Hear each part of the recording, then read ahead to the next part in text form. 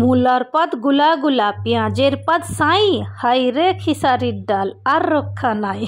এই সুলুক তোমরা কারা কারা শুনেছো? এটা হচ্ছে বাঙালি পোয়েম। আর এটা আমি ছোটোবেলা থেকে না আমাদের ওখানে যারা মূলো খেত, আর মূলো খাওয়ার পরে যে পাতটা পাততো, এত দুর্গন্ধ, পুরো নাকে কাপড় নিয়ে থাকতে হতো। স্কুলে যেতাম বেশি, তো স্কুলে বসবো, ফুসফুস করে কোন মেয়েরা পাতবে আর এত খাতারনাক গন্ধ ছাড়বে ভেবে পেতাম না। তো আজকে সেই সুলুকটা মনে পড়ে গেল বলে তোমাদের সঙ্গে একটু শেয়ার করলাম। আর আমার ছোট্ট, দেখো আমি একটা ছোট্ট গার্ডেন করেছি, একটুখানি গার্ডেন করেছি আমার ছাদের উপরে।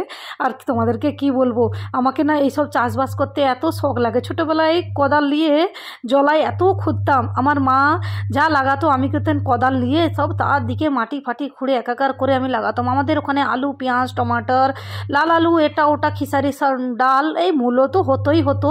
আর দেখো কত মোটা মোটা মূলো, দেখো এই দেখো একটা একটুখানি ভাঙা এতে টবে কত সুন্দর মূলো হয়েছে। আর আমি একটা পানি পরিষ্কার রেখেছি, ওখানে সুন্দর করে ধুই। আর এই মূলোর পাড়াটা করে দিয়েছিলাম, এত দুর্গন্ধ পাত। আর সত্যি মূলো খেলে হজম হয়, তবে তো পাতটা গ্যাস থেকে কিন্তু আসে, পেটের যে গ্যাস হয়। আর এই ঠান্ডার সময় তোমরাও মূলো খাবে, খুব ভালো লাগবে। আর এই দেখো এরকম তাজা তাজা মূলো, আর কার না ভালো লাগে।